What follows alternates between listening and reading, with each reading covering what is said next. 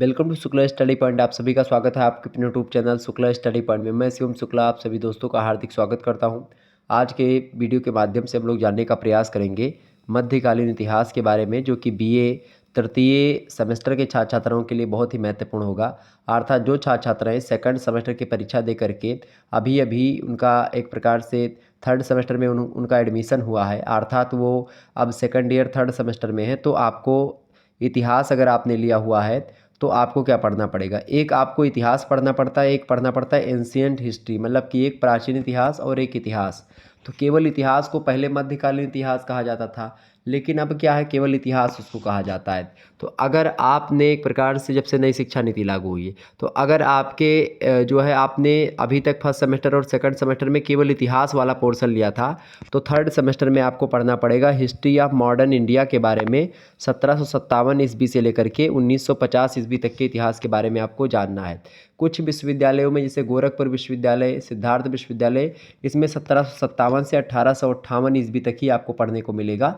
हालांकि राम मनोहर लोहिया, वीर बहादुर सिंह पूर्वांचल, महात्मा गांधी काशी विद्यापीठ और अन्य विश्वविद्यालयों में चौधरी चरण सिंह विश्वविद्यालय मेरठ, डॉक्टर भीमराव अम्बेडकर एक प्रकार से आगरा, इसी प्रकार से जो भी विश्वविद्यालय हैं आपके सभी विश्वविद्यालय में आप देखिएगा अधिकतर विश्वविद्यालय या लगभग 90% विश्वविद्यालय जो हैं वो हिस्ट्री ऑफ मॉडर्न इंडिया ही पढ़ाते हैं 1757 ईस्वी से लेकर के 1950 तक। लेकिन अब यही 1757 से 1857 तक ही बहुत सारे यूनिवर्सिटी में पेपर 1 कर दिया गया, 1857 से 1950 तक पेपर 2 करके पढ़ाया जाता है। समझ में आ रही चीज़ें? तो ये हो सकता है आपको, इससे कुछ विश्वविद्यालय में पेपर 1 पेपर 2 दो पेपर होते हैं। जैसे दीनदयाल उपाध्याय गोरखपुर विश्वविद्यालय में 100 मतलब कि 100 या 201, 202, 203 इस प्रकार से कोडिंग होती है पेपर की। तो उन सभी में एक प्रकार से छोटा छोटा सिलेबस बांट करके और कई भागों में उसको पढ़ा दिया जाता है। लेकिन अधिकतर विश्वविद्यालय में एक ही पेपर होता है, तो मैं उसी के अकॉर्डिंग आपको पढ़ा रहा हूँ हिस्ट्री ऑफ मॉडर्न इंडिया 1757 से 1950 ईस्वी तक। ठीक है, बीए थर्ड सेमेस्टर में आपको यही पढ़ना है। आज की वीडियो के माध्यम से हम लोग यूनिट 1 से बनने वाले बहुत ही महत्वपूर्ण एमसीक्यूज़ बेस्ड यानी कि मल्टीपल चॉइस क्वेश्चंस के बारे में जानेंगे। लगभग 60-70 क्वेश्चंस हम लोग जान लेंगे और तीव्र गति से हम लोग बढ़ने का प्रयास करेंगे। एक प्रकार से ये मॉडल पेपर है आपकी परीक्षाओं के लिए, ये बात भी ध्यान रखेंगे। ठीक है, पहला प्रश्न आपकी स्क्रीन पर आ चुका, फटाफट से आप लोग देखने का प्रयास करेंगे। वह पुर्तगाली कौन था जिसने कोया पर अधिकार किया था? बताएं, फ्रांसीसी दी अल्मेडा या अल्फांसो दी अल्बुकर्क या वास्को डी गामा या रॉबर्टी डी नेबिली? करेक्ट आंसर क्या हो जाएगा इसका? फटाफट से आप बताने का प्रयास करेंगे। तो इसका करेक्ट आंसर हो जाएगा अल्फांसो दी अल्बुकर्क। ओके, आपको बता दूं कि ये जो आपको पढ़ना पड़ता है इतिहास शुरुआत से 1757। अब 1757 की जो घटना है, 1757 में क्या होता है बेसिकली, एक प्रकार से 1757 से आपको क्या पढ़ना है, 1757 से ही तो पढ़ना है। 1757 से लेकर के और आपको पढ़ना 1950 तक, यानी जब तक भारत आज़ाद नहीं हुआ था, यहीं तक तो पढ़ना है। बिल्कुल 1950 ईडी तक। ठीक है, मतलब भारत जो है, भारत का संविधान लागू होने तक आपको यहाँ पर जान लेना है, खास करके वहाँ तक के इतिहास के बारे में। अब यहाँ पर मुख्य रूप से मैं आपको बताऊँ कि जो पुर्तगाली और ये सब आते गए, ये सब यूरोपीय कंपनियों के आगमन के अंतर्गत आप पढ़ते हैं, क्योंकि यूरोपीय कंपनियों का आगमन जो है भारत में एक महत्वपूर्ण भूमिका निभाता है। तो खास करके वहीं से हमको पढ़ना है, स्टार्ट करना है। तो हम शुरुआत से, चूँकि पहला चैप्टर आपका है या पहली यूनिट है यूरोपियों का, मतलब यूरोपीय कंपनियों का आगमन। तो यूरोपीय कंपनियों का आगमन जो है जैसे जैसे होता है, पहले आप देखते हैं पुर्तगाली लोग आते हैं। 17 मई 1498 ईस्वी को जलमार्ग से सबसे पहले पुर्तगाली नाविक लेकर के, मतलब पुर्तगाली नाविक आता है, वास्को डी गामा आता है और भारत के लिए समुद्री मार्ग की खोज करता है। और इसीलिए इसको पहले बोला जाता था कि भारत की खोज इसने करी है। तो भारत की खोज नहीं करी है, भारत आने के लिए रास्ते की खोज करी, और ऐसे रास्ते की खोज जहाँ से इससे पहले कोई नहीं आया था वहाँ से, यानी पुर्तगाल से और भारत तक की जो यात्रा इसने करी थी जलीय मार्ग के द्वारा करी थी एक प्रकार से, यानी कि अफ्रीका के नीचे नीचे होता हुआ एक कालीकट पहुँचा था बंदरगाह। ठीक है, जलीय मार्ग से इसने खोज करी थी, यानी पश्चिमी तट पर स्थित कालीकट नामक स्थान पर पहुँचा था। और उस समय वहाँ के शासक जामोरिन हुआ करते थे। जामोरिन ने ही कालीकट पर वास्को डी गामा का स्वागत किया था और वास्को डी गामा ने केव ऑफ गुड होप के रास्ते भारत तक एक प्रकार से समुद्री मार्ग की खोज करी थी। और इसके बाद में 505 ईस्वी में फ्रांसीसी या फ्रांसिस्को डी अल्मोडा नामक पुर्तगाली क्षेत्रों का अधिकृत गवर्नर बना करके भेजा जाता है। फ्रांसिस्को डी अल्मीडा जो है वो हिंद महासागर में व्यापार पर तुर्क मतलब कि जो पुर्तगाली हैं उनका नियंत्रण स्थापित कर देता है। और मतलब नियंत्रण स्थापित करता जरूर है लेकिन उसमें असफल रहता है। फिर 1509 ईस्वी में वापस पुर्तगाल चला जाता है। फिर फ्रांसिस्को डी अल्मीडा के बाद 1509 ईस्वी में अल्फांसो डी अल्बुकर्क ही आता है। तो अल्फांसो डी अल्बुकर्क जो है ये वह पुर्तगाली थे जिसने गोवा पर अधिकार कर लिया था, ये बात ध्यान रखिएगा। और पुर्तगाली शक्ति का असली संस्थापक भारत में जो माना जाता है वो अल्फांसो डी अल्बुकर्क माना जाता है। कब आया था ये आया था 1509 ईस्वी में, याद ध्यान रखिएगा। फ्रांसिस्को डी अल्मीडा जो आया था वो 1505 ईस्वी में आया था। वास्को डी गामा जो आया था 1498 ईस्वी में आया था। तो ये जानिए पुर्तगाली इस प्रकार से आते गए। अल्फांसो डी अल्बुकर्क ने पुर्तगालियों को भारतीयों से शादी करने की सलाह दी ताकि भारत में पुर्तगालियों की संख्या बढ़ाई जा सके। और अल्फांसो डी अल्बुकर्क ने गोवा और भारत की खाड़ी में स्थित होरमुज द्वीप एक पड़ता है उन सभी पर अपना अधिकार कर लेता है। और 1510 ईस्वी में पुर्तगालियों ने क्या किया, गोवा को बीजापुर से छीन लिया। और बीजापुर का तत्कालीन शासक उस समय था यूसुफ आदिल शाह, तो उससे छीन लेता है। और 1503 ईस्वी में आप देखते हैं अल्फांसो दी अल्बुकर्क ने कोचीन में पुर्तगाली दुर्ग का निर्माण कराया था। 1530 ईस्वी में गोवा भारत में पुर्तगालियों की राजधानी थी और यहीं पर पुर्तगालियों का मुख्यालय भी स्थित था। तो इस प्रकार से पुर्तगाली का कुछ इस प्रकार से चीज़ें मैंने आपको बताई। कुल मिलाकर के मुख्य रूप से जो पुर्तगाली लोग आए, भारत में लाल मिर्च और तंबाकू की खेती जो है वो पुर्तगालियों ने ही शुरू करवाई है, ये बात ध्यान रखिएगा। और ये मसालों की खोज में आए थे, ये बात भी ध्यान रखिएगा। भारत में जहाज़ निर्माण और प्रिंटिंग प्रेस तकनीक लाने का श्रेय भी पुर्तगालियों को ही जाता है। और बंगाल में पुर्तगालियों के द्वारा स्थापित पहली फैक्ट्री जो थी वो हुगली थी, ठीक है। तो ये बात ध्यान रखिएगा। इस प्रकार से कई सारी चीज़ें मैंने आपको यहाँ पर विस्तार समझा दी। दूसरा प्रश्न है, भारत में ईस्ट इंडिया कंपनी का पहला गवर्नर जनरल कौन था। तो भारत में ईस्ट इंडिया कंपनी का पहला गवर्नर जनरल कौन था भाई, ये ईस्ट इंडिया कंपनी की बात कर रहा है, अंग्रेजी ईस्ट इंडिया कंपनी की। तो उस समय कौन थे भाई भारत में ईस्ट इंडिया कंपनी के पहले गवर्नर जनरल की अगर बात की जाए तो पहला गवर्नर जनरल जो था वो था वारेन हेस्टिंग्स। कौन था भाई, वारेन हेस्टिंग्स जो था वही था। इसका करेक्ट आंसर क्या हो जाएगा, Warren Hastings. Option number C बिल्कुल करेक्ट आंसर हो जाएगा। नेक्स्ट क्वेश्चन आप देखेंगे, तीसरा नंबर प्रश्न है, निम्नलिखित में से किस यूरोपीय ने भारत में सबसे पहले अपना व्यापार फैलाया और प्रभावित किया, ब्रिटिश, फ्रेंच या डच या पुर्तगाली। तो सबसे पहले मैंने आपको ऑलरेडी बता रखा है कि कौन आए थे, सबसे पहले पुर्तगाली लोग आए थे, Vasco da gamma, Francisco de Almeida और अल्बुकर्क, ये सब ठीक है। Option number D correct answer होगा। चौथा क्वेश्चन आप देखेंगे, वर्ष 1498 ईस्वी में वास्को डी गामा भारत में कहाँ पर उतरा था। तो कालीकट उतरा था। Option number B correct answer हो जाएगा। जो चीज़ें मैंने आपको बताई वही सारे प्रश्न आपके यहाँ पर यहाँ पर है। मैंने शुरुआत में इसीलिए आपको पुर्तगालियों के बारे में बता दिया। अभी मैं जो है डचों के बारे में बताऊंगा, फिर ब्रिटिश के बारे में बताऊंगा, सबके बारे में थोड़ा थोड़ा बता दूंगा ताकि आपको जैसे कोई प्रश्न आता मैं तुरंत बता दूंगा। वास्को डी गामा कहाँ का रहने वाला था, पुर्तगाल का, हॉलैंड का, फ्रांस का, अमेरिका का। तो पुर्तगाल का रहने वाला था Vasco da gamma. Option number A correct answer हो जाएगा। अगला क्वेश्चन आप देखिएगा, नेक्स्ट प्रश्न आपकी स्क्रीन पर आ चुका है, वह अंग्रेज जिसने सम्राट जहांगीर के दरबार में आकर भेंट किया था। आकर एक प्रकार से होता है देने वाला एक, तो सर टॉमस रो ने किया था। ऑप्शन नंबर इसका ए करेक्ट आंसर हो जाएगा। नेक्स्ट क्वेश्चन आप देखेंगे, गोवा, दमन और दीप का उपनिवेशीकरण मूलतः किसने किया था, किसके द्वारा किया गया था। तो ये किया गया था भैया किसके द्वारा, ये किया गया था पुर्तगालियों के द्वारा। गोवा, दमन, दीप इन सभी पर चूंकि पुर्तगाली लोग समुद्री मार्ग से आया करते थे।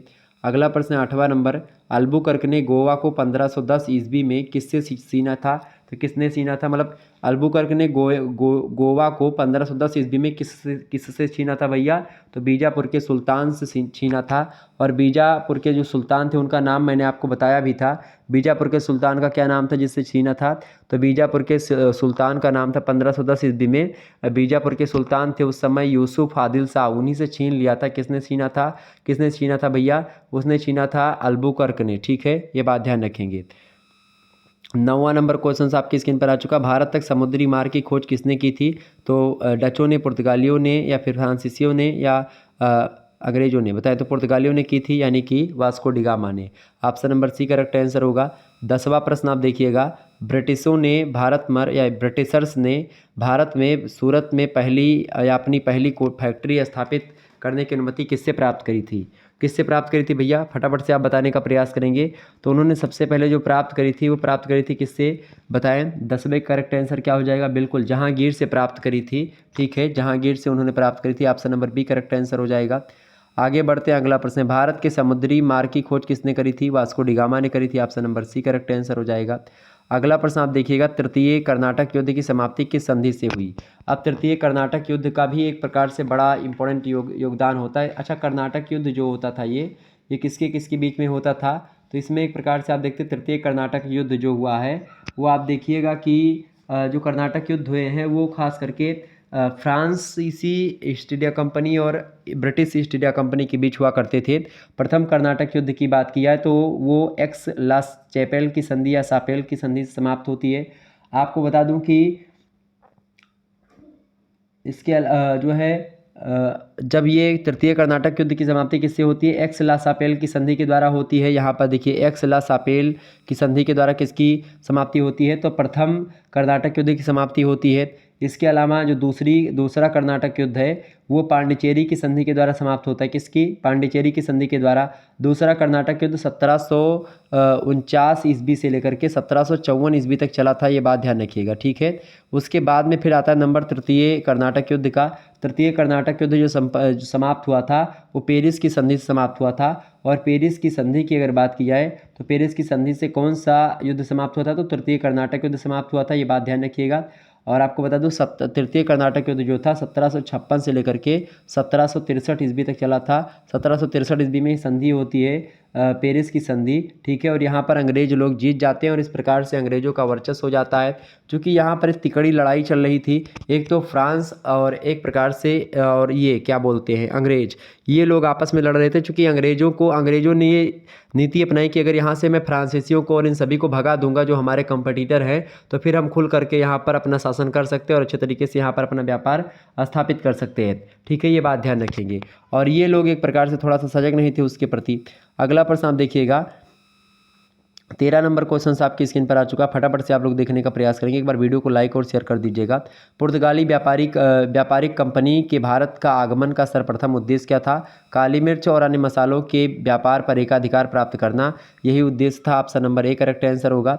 14 नंबर क्वेश्चन आप देखेंगे, जब 17 मई 1498 ईस्वी को वास्को डी गामा कालीकट में उतरा तो किसने उसका स्वागत किया था? तो उस समय थे वहाँ के कालीकट के राजा, उनका नाम था जमोरिन, उन्होंने स्वागत किया था, मैंने आपको बताया था। Option number A correct answer होगा। अगला क्वेश्चन आप देखेंगे, 15 नंबर प्रश्न है, पुर्तगालियों ने भारत में सर्वप्रथम कहाँ फैक्ट्री स्थापित करी थी? तो पुर्तगालियों ने सबसे पहले जो स्थापित करी थी अपनी फैक्ट्री वो कहाँ पर करी थी भैया? उन लोगों ने कालीकट में ही करी थी। Option number B correct answer हो जाएगा। 16वां नंबर क्वेश्चन आप देखिएगा, 1717 ईस्वी में निम्नलिखित में से कौन से मुगल सम्राट में अंग्रेजों की ईस्ट इंडिया कंपनी को भारत में व्यापार पर विशेषाधिकार प्रदान करने का फरमान जारी किया था? तो करेक्ट आंसर हो जाएगा फर्रुख सियर ने किया था, ठीक है। फर्रुख सियर मुगल बादशाह थे उस समय। ऑप्शन नंबर इसका करेक्ट आंसर हो जाएगा डी ऑप्शन, ठीक है। नेक्स्ट क्वेश्चन आप देखेंगे, जब ब्रिटिशर्सों के बारे में थोड़ा सा जान लेते हैं कि ब्रिटिश ईस्ट इंडिया कंपनी का क्या इतिहास रहा है, खास करके भारत में कैसे कैसे सारी चीज़ें हुई, उसको थोड़ा सा हम समझ लेते हैं। और ऑलरेडी मैं इस पर चर्चा कर चुका हूँ अभी लगभग 2-3 महीने पहले वीडियो मैंने बनाया था थर्ड सेमेस्टर वालों के लिए, ठीक है, 2023 की परीक्षाओं के लिए। तो वो सब आपके लिए भी इंपॉर्टेंट है। तो 2023 के जितने भी मॉडल पेपर हैं और जितने भी वीडियोज़ हैं वो सब आप देख लीजिएगा, इंपॉर्टेंट है। तो आपको बता दूं, पुर्तगालियों के बाद जो है भारत में कौन आते हैं? डच लोग आते हैं। डच लोग जो थे वो हॉलैंड के निवासी हुआ करते थे और 1596 ईस्वी में भारत में सबसे पहले मतलब कि दूसरे नंबर पर डच आए। डचों ने 1602 ईस्वी में डच ईस्ट इंडिया कंपनी की स्थापना करी और डचों द्वारा ही भारत से व्यापार हेतु सर्वप्रथम संयुक्त पूंजी कंपनी की शुरुआत होती है। और बंगाल के चिनसुरा में डचों ने एक कारखाना भी स्थापित किया था। डच लोगों का मुख्य उद्देश्य था कि दक्षिणी पूर्वी एशिया के जो टापू हैं उन टापुओं पर अपना व्यापार किया जाए और भारत उनके व्यापारिक मार्ग में पड़ने वाली बस एक कड़ी थी। और इसीलिए एक प्रकार से भारत में वो मुख्य रूप से नहीं आना चाहते थे, वो टापुओं पर अपना अधिकार करना चाहते थे। डचों ने पुर्तगालियों को पराजित करके कोच्चि में फोर्ट विलियम का निर्माण किया और डचों ने गुजरात, कोरोमंडल तट जो है एक प्रकार से और बंगाल और उड़ीसा आदि में अपनी व्यापारिक कोठियाँ स्थापित करी। डचों ने पहली अपनी कोठी जो स्थापित करी थी मसूलीपट्टनम में स्थापित करी थी और दूसरी कोठी जो करी थी वो पुलिकट में करी थी, ठीक है। तो पहली कोठी मसूलीपट्टनम में डचों ने स्थापित करी, फिर दूसरी कोठी पुलिकट में स्थापित करी। उसके बाद में 17वीं शताब्दी में डच जो थे व्यापारिक शक्ति जो है उनकी चरम पर होती है।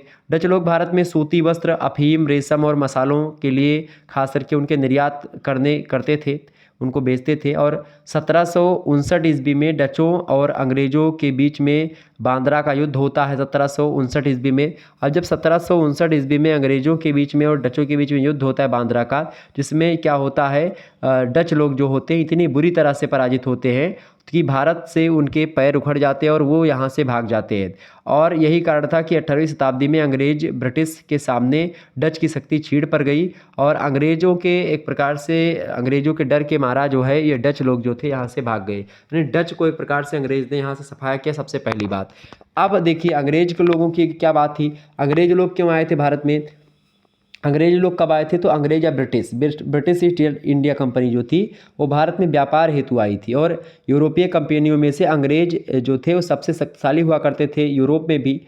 क्या हुआ कि सन 1599 ईस्वी की बात है, जॉन मिल्डेहन हॉल नामक पहला अंग्रेज जो है वो एक प्रकार से भारत आया था। और 31 दिसंबर की अगर बात करें, 31 दिसंबर का दिन था, 1600 ईस्वी का समय है।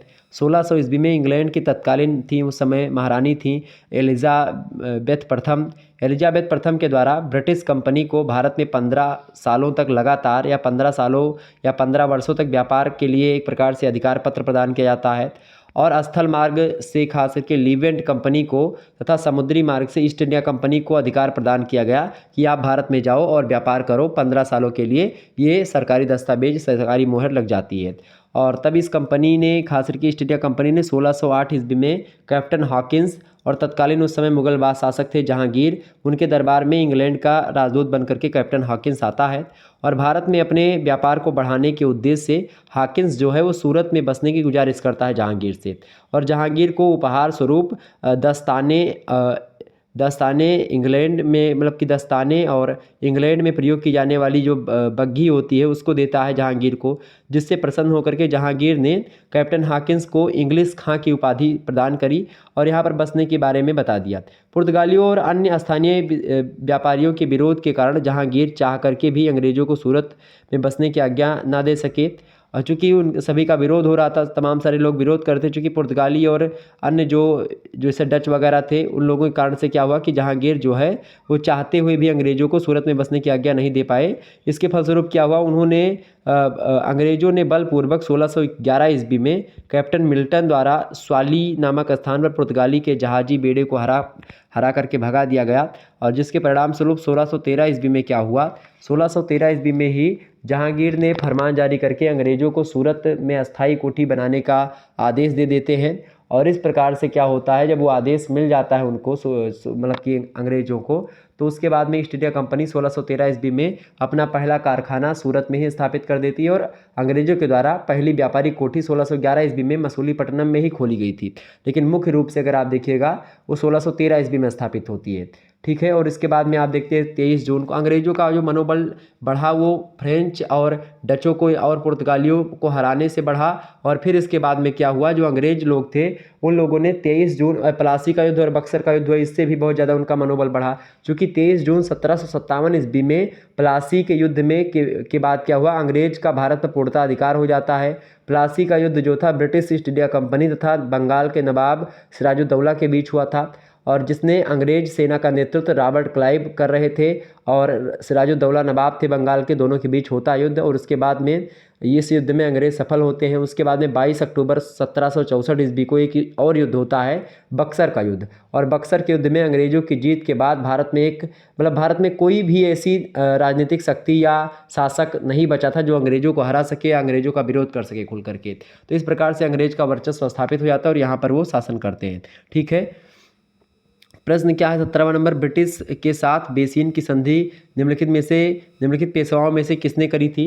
तो कौन से पेशवा ने करी थी भाई, फटाफट से आप लोग बताने का प्रयास करेंगे किस पेशवा ने करी थी।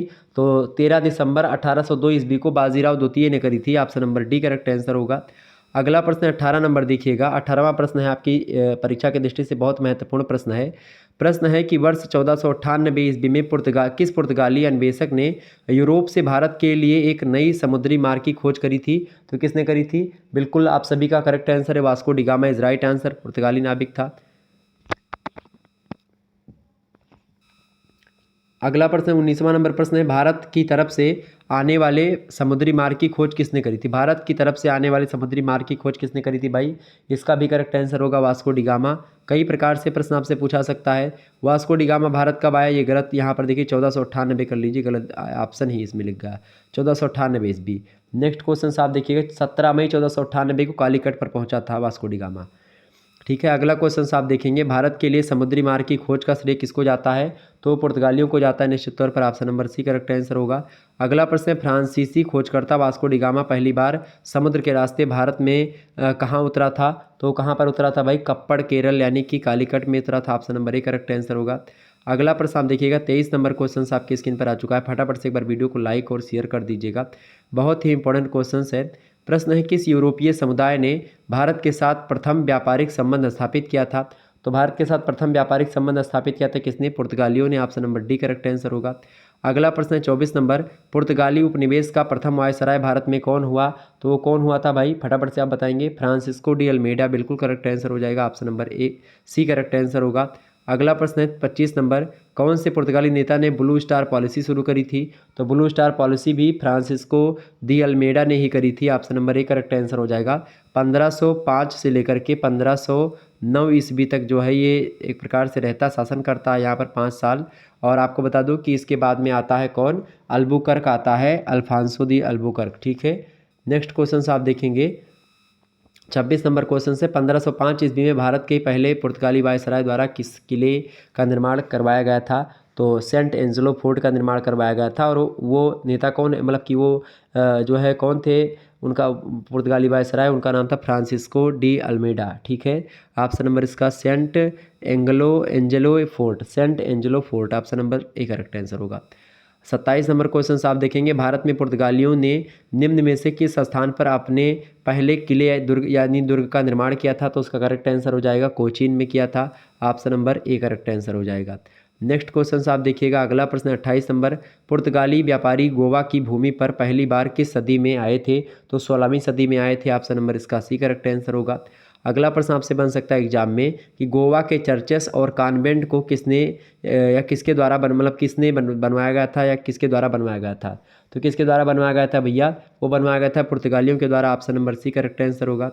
30 नंबर प्रश्न है, बंगाल की निम्नलिखित फैक्ट्रियों में से एक जो पुर्तगालियों के द्वारा स्थापित की गई थी वह कौन सी थी?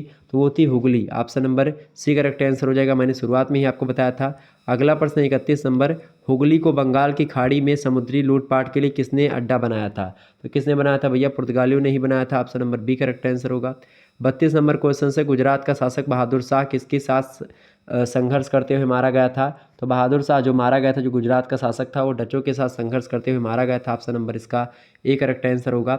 अगला क्वेश्चन आप देखेंगे, अगला प्रश्न आपकी स्क्रीन पर आ चुका 33 नंबर, सर्वप्रथम अंग्रेजों ने भारत में अपने व्यापारिक कोठी स्थापित की थी कहाँ पर भाई? तो कहाँ पर स्थापित करी थी? सूरत में स्थापित करी थी, option number C correct answer होगा। 34 नंबर क्वेश्चन से, अंग्रेजों ने पूर्व भारत में या पूर्वी दिशा में भारत के पूरब में अपनी फैक्ट्री मतलब अपनी प्रथम फैक्ट्री कहाँ पर स्थापित करी थी भाई? तो सबसे पहले उन्होंने करी थी कहाँ पर? पूरब में। अगर पूरब की बात कर रहा है तो पूरब में खास करके स्थापित करी थी कहाँ पर? फटाफट से आप बताने का प्रयास करेंगे। पूरब में उड़ीसा, करेक्ट आंसर हो जाएगा, option number B. Next question आप देखिएगा, अगला प्रश्न आपकी स्क्रीन पर आ चुका है 35 नंबर प्रश्न आपकी स्क्रीन पर है, बहुत ही इंपॉर्टेंट प्रश्न है। बंगाल के किस बंदरगाह को पुर्तगाली पोर्टो ग्रांडे या महान मंदिर का मतलब महान मंदिर का कहते हैं? मतलब महान मंदिर कहते हैं, महान का मंदिर कहते हैं या महान मंदिर कहते हैं? बताएं, महान का मंदिर कहते हैं, बताएं करेक्ट आंसर क्या हो जाएगा? प्रोटो ग्रांडे या महान मंदिर कहा जाता है? तो चटगांव को, ऑप्शन नंबर इसका ए करेक्ट आंसर हो जाएगा। अगला प्रश्न 36 नंबर, बंगाल में सर्वाधिक महत्वपूर्ण फ्रांसीसी बस्ती थी, बताएं। फ्रांसीसियों की बात आ गई तो फ्रांसीसियों के बारे में अभी मैंने आपको बताया भी नहीं था। फ्रांसीसियों की बात आ गई तो बंगाल में सर्वाधिक महत्वपूर्ण फ्रांसीसी बस्ती जो थी वो थी चंद्रनगर की बस्ती। ठीक है, ऑप्शन नंबर इसका सी करेक्ट आंसर हो जाएगा। फ्रांसीसियों की अगर बात की जाए तो फ्रांसीसी लोग जो है वो बाद में आते हैं, सबसे बाद में आते हैं भारत में। 1664 ईस्वी की अगर बात आए आपको तो 1664 ईस्वी में लुई 14वें के शासनकाल में काल्बर्ट जो है एक व्यक्ति आता है, और काल्बर्ट जो है वो फ्रेंच ईस्ट इंडिया कंपनी की स्थापना भी करता है।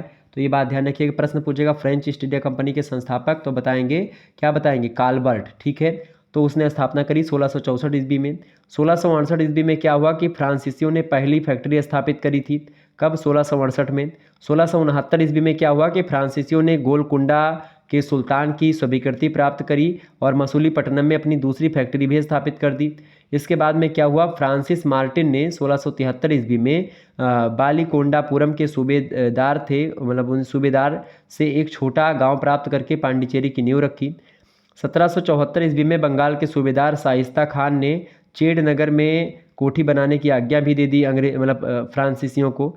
और सन 1742 ईस्वी में आप देखते हैं 1742 ईस्वी में फ्रांसीसी गवर्नर डुप्ले द्वारा फ्रांसीसी शक्ति बढ़ाना और भारतीय राज्यों पर कब्जा करने के कारण फ्रांसीसी और अंग्रेजों के बीच में जो है संघर्ष शुरू हो जाता है और इसके फलस्वरूप 3 कर्नाटक युद्ध होते हैं। और तीनों कर्नाटक युद्ध के बारे में मैंने शुरुआत में आपको बताया था। सभी यूरोपीय कंपनियों का भारत में आगमन व्यापार हेतु आया था, लेकिन धीरे धीरे उनकी लालसा जो थी वो लालच और बढ़ती गई, लालच बढ़ती जाती है और इसके कारण से साम दाम दंड भेद जैसे तरीके अपना करके वो अपने व्यापार की जड़ों को मजबूत करने की कोशिश करते हैं। और इन सब में अंग्रेज़ों की नीति और कुशलता जो थी वो उन सबसे एक प्रकार से ज़्यादा रही और ज़्यादा दिनों तक भी भारत पर उन लोगों ने शासन किया। पहले उन लोगों ने अपने कंपटीटर को यहाँ से भगाया, फिर उसके बाद में खुद एक प्रकार से यहाँ पर शासन करने लगे। ठीक है, तो इस प्रकार से ये हुआ। तो बंगाल में सर्वाधिक महत्वपूर्ण फ्रांसीसी बस्ती थी Chandernagore. Option number C correct answer हो जाएगा। इंपॉर्टेंट प्रश्न है आपकी परीक्षा की दृष्टि से, Chandernagore is right answer. Next question आप देखेंगे 37 नंबर, बंगाल से अंग्रेज मुख्यतः निर्यात करते थे। तो बंगाल से अंग्रेज लोग जो है निर्यात करते थे कौन कौन सी चीज़? शक्कर, सोरा, रेशम। ऑप्शन नंबर इसका डी करेक्ट आंसर हो जाएगा। 38 नंबर क्वेश्चन से पुर्तगालियों ने भारत में पहला दुर्ग कहाँ पर बनवाया था? तो पुर्तगालियों ने भारत में पहला दुर्ग 1503 ईस्वी में बनाया था, कोचीन में। Option number A correct answer हो जाएगा। 39 नंबर प्रश्न है, गोवा पर पुर्तगालियों का आधिपत्य कब हुआ था? तो 1510 में हुआ था गोवा पर पुर्तगालियों का अधिकार। Option number C correct answer हो जाएगा। अगला प्रश्न है, पूर्वी जगत में आने वाली यूरोपीय जाति का व्यापार केवल चीन तक ही सीमित था, बताएं किसका व्यापार चीन तक ही सीमित था? पूर्वी जगत में आने वाली यूरोपीय जाति का व्यापार केवल चीन तक ही सीमित था, किसका? फटाफट से आप बताने का प्रयास करेंगे इसका करेक्ट आंसर क्या होना चाहिए, मतलब कि क्या होगा? ऑप्शन ए है अंग्रेज, पुर्तगाली, डेनिश या फिर डच। तो डेनिश करेक्ट आंसर हो जाएगा आपका। ठीक है, Danish is right answer. Next question आप देखेंगे 41 नंबर क्वेश्चन से, गोवा पर पुर्तगालियों का आधिपत्य कब हुआ? तो गोवा पर पुर्तगालियों का अधिकार 1510 में हुआ था, वहाँ के शासक से छीन लिया था।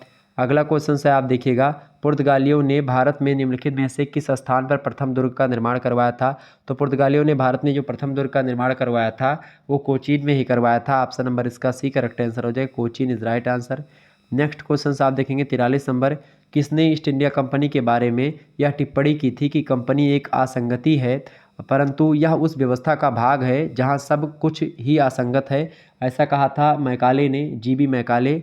ऑप्शन नंबर इसका सी करेक्ट आंसर होगा। 44 नंबर क्वेश्चन देखेंगे, निम्न में से किन स्थानों पर डचों ने अपने व्यापारिक अड्डे स्थापित किए थे? तो डचों की अगर बात करें तो सूरत, भारूच, आगरा, कोचीन, अहमदाबाद, पटना, नागापट्टनम, चिंसुरा, मछलीपट्टनम, सभी जगह पर। ऑप्शन नंबर इसका डी लगा देंगे, उपरोक्त सभी स्थानों पर। 45 नंबर क्वेश्चन है, निम्नलिखित यूरोपियों में से कौन सा एक स्वतंत्रता पूर्व भारत में व्यापारी के रूप में सबसे अंत में आए थे? तो इंग्लिश, डच, पुर्तगाली या फ्रांसीसी? तो सबसे अंत में आए थे फ्रांसीसी लोग 1614 में। ऑप्शन नंबर 1664 में। ऑप्शन नंबर इसका सी करेक्ट आंसर होगा। 46 नंबर क्वेश्चन से आपकी स्क्रीन पर आ चुका है, अंग्रेजी शासन में भारत का कौन सा क्षेत्र अफीम उत्पादन हेतु प्रसिद्ध था? तो बिहार जो था वो अफीम उत्पादन के लिए ज़्यादा प्रसिद्ध था। ऑप्शन नंबर इसका डी करेक्ट आंसर हो जाएगा। अगला प्रश्न आपकी स्क्रीन पर आ चुका है 47 नंबर प्रश्न आप देखिएगा। एक बार जितने भी लोग देख रहे हो फटाफट से वीडियो को लाइक और शेयर कर दीजिएगा ताकि इसी प्रकार से और ये वीडियोज़ आपको मिलती रहे और आप आसानी से पढ़ते रहें। 47 नंबर प्रश्न है, उस क्षेत्र की पहचान करें जहाँ यूरोप वासियों को सर्वोत्तम सोरा और अफीम प्राप्त होता था। तो करेक्ट आंसर क्या हो जाएगा? ये भी करेक्ट आंसर हो जाएगा आपको, आपका बिहार इज राइट आंसर। 47 का बिहार से ही सोरा और अफीम ज़्यादा प्राप्त होती थी। 48 नंबर क्वेश्चन से, बंगाल में निम्न में से कौन सा कारखाना डचों ने स्थापित किया था? तो बंगाल में कौन सा कारखाना डचों ने स्थापित किया था भैया? करेक्ट आंसर हो जाएगा चिंसुरा, बिल्कुल करेक्ट आंसर है ऑप्शन नंबर बी। अगला क्वेश्चन आप देखेंगे, निम्नलिखित में से प्रश्न क्या है? प्रश्न आपका है, एक मिनट रुकेंगे, हाँ 49 नंबर प्रश्न है, निम्नलिखित में से किसे फ्रांस में फ्रांसीसी कंपनी का संस्थापक माना जाता है? तो फ्रांस में फ्रांसीसी कंपनी का संस्थापक जो है काल्बर्ट को माना जाता है। 1664 ईस्वी में उसने जो है फ्रांसीसी ईस्ट इंडिया कंपनी की स्थापना करी थी। अगला प्रश्न है 50 नंबर, मध्यकाल में सर्वप्रथम भारत में व्यापार संबंध स्थापित करने वाले कौन थे? पुर्तगाली, डच, फ्रांसीसी, अंग्रेज? तो पुर्तगाली ही थे। Option number B correct answer होगा। अगला क्वेश्चन आप देखेंगे 51 नंबर क्वेश्चन आपकी स्क्रीन पर आ चुका है, बहुत ही इंपॉर्टेंट प्रश्न है। 51 नंबर प्रश्न है, ईस्ट इंडिया कंपनी के किस गवर्नर को औरंगजेब के द्वारा भारत से निष्कासित किया गया था? फटाफट से आप लोग बताने का प्रयास करेंगे। तो ईस्ट इंडिया कंपनी के खास करके जो एक नाम था, उनका नाम है सर जॉन चाइल्ड, ये गवर्नर थे। इन्हीं को औरंगजेब के द्वारा भारत से निष्कासित करवा दिया गया था। ऑप्शन नंबर इसका सर जॉन चाइल्ड कहाँ पर दिए गए? ए ऑप्शन में दिए गए, करेक्ट आंसर हो जाएगा sir John child. Next question से 52 number, British east India company ने बम्बई किससे लिया था? तो ब्रिटिश ईस्ट इंडिया कंपनी ने बम्बई जो है वो दहेज में लिया था पुर्तगालियों से। आपको बता दूं कि पुर्तगालियों की एक कन्या थी, पुर्तगालियों की एक राजकुमारी थी, पुर्तगाल की राजकुमारी कैथरीन उनका नाम था। तो पुर्तगाल की राजधानी मतलब की राजकुमारी थी कैथरीन, और इंग्लैंड के उस समय शासक थे कौन? सम्राट चार्ल्स द्वितीय। तो चार्ल्स द्वितीय जो थे उन्हीं से विवाह हुआ था पुर्तगाल की राजकुमारी कैथरीन का।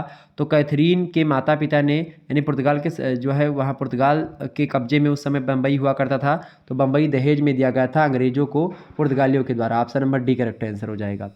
53 नंबर क्वेश्चन से, ईस्ट इंडिया कंपनी के प्रारंभिक दौर में वेस्टर्न प्रेसिडेंसी कहाँ थी? तो वेस्टर्न प्रेसिडेंसी जो थी वो सूरत में थी। ऑप्शन नंबर इसका ए करेक्ट आंसर होगा। 54 नंबर क्वेश्चन आप देखेंगे, वर्ष 1613 ईस्वी में अंग्रेजी ईस्ट इंडिया कंपनी को कहाँ एक कारखाना स्थापित करने की अनुमति मिली थी? तो कहाँ पर मिली थी भैया ईस्ट इंडिया कंपनी को एक कारखाना स्थापित करने की अनुमति? सूरत में। Option number B correct answer होगा। अगला क्वेश्चन है 55 नंबर, निम्नलिखित यूरोपीय व्यापारिक कंपनियों में से किसने सूरत में सर्वप्रथम अपना कारखाना स्थापित किया? अंग्रेजों ने, डचों ने, फ्रांसीसियों ने, पुर्तगालियों ने? करेक्ट आंसर क्या हो जाएगा? तो सबसे पहले यूरोपीय व्यापारिक कंपनियों में से किसने सूरत में सबसे पहले कारखाना स्थापित किया? तो अंग्रेजों ने स्थापित किया था। ए ऑप्शन करेक्ट आंसर होगा। 56 नंबर क्वेश्चन है, किस अंग्रेज अधिकारी ने पुर्तगालियों को स्वाली के स्थान पर हराया था? स्वाली पड़ता है सूरत में ही, तो स्वाली के स्थान पर जो हराया था वो थॉमस बेस्ट को हराया था। ठीक है, 9 से 10 दिसंबर का दिन था 1612 ईस्वी में सूरत के स्वाली नामक स्थान पर अंग्रेज अधिकारी ने पुर्तगालियों को हराया था। ठीक है, ऑप्शन थॉमस बेस्ट को हराया, थॉमस बेस्ट अंग्रेज अधिकारी था, उसने हराया था। ठीक है, ऑप्शन नंबर इसका ये करेक्ट आंसर होगा। अगला प्रश्न है 57 नंबर, ईस्ट इंडिया कंपनी की प्रथम फैक्ट्री स्थापित की गई थी? तो ईस्ट इंडिया कंपनी की प्रथम फैक्ट्री स्थापित की गई थी सूरत ईस्वी में। ठीक है, मतलब सूरत में, ठीक है, स्थापित की गई थी सूरत में 11 जनवरी 1613 ईस्वी को। नेक्स्ट क्वेश्चन आप देखेंगे 58 नंबर प्रश्न है, भारत में 1613 ईस्वी में अंग्रेजों ने अपनी पहली फैक्ट्री कहाँ पर स्थापित करी थी? तो सूरत में ही स्थापित करी थी। 1613 ईस्वी में 11 जनवरी की डेट थी, सूरत में ईस्ट इंडिया कंपनी की प्रथम फैक्ट्री स्थापित होती। क्लियर? तो इस प्रकार से आप लोगों ने तमाम प्रश्नों को समझा और बहुत सारी चीज़ें बीच बीच में मैंने आपको बताई भी। तो एक प्रकार से यूरोपीय कंपनियों के आगमन से बनने वाले बहुत ही महत्वपूर्ण प्रश्न आज आप लोगों ने जान लिया। अब यूनिट 2 में हम लोग और भी चर्चा करेंगे और उससे बनने वाले बहुत ही महत्वपूर्ण प्रश्नों को हम लोग जानेंगे। ठीक है, तो आप सभी लोग तैयार हो जाइएगा उसके लिए। मिलते हैं फिर नेक्स्ट वीडियो में, तब तक के लिए जय हिंद, जय भारत। आप सभी का बहुत बहुत धन्यवाद हमारे से जुड़ने के लिए। इसी प्रकार से अपना प्यार हमेशा बनाए रखिएगा। बहुत बहुत धन्यवाद। और बाकी और क्लासेस आप लोग देखिएगा अभी। ठीक है, 8 बजे 9 बजे। धन्यवाद, मिलते हैं नेक्स्ट वीडियो में।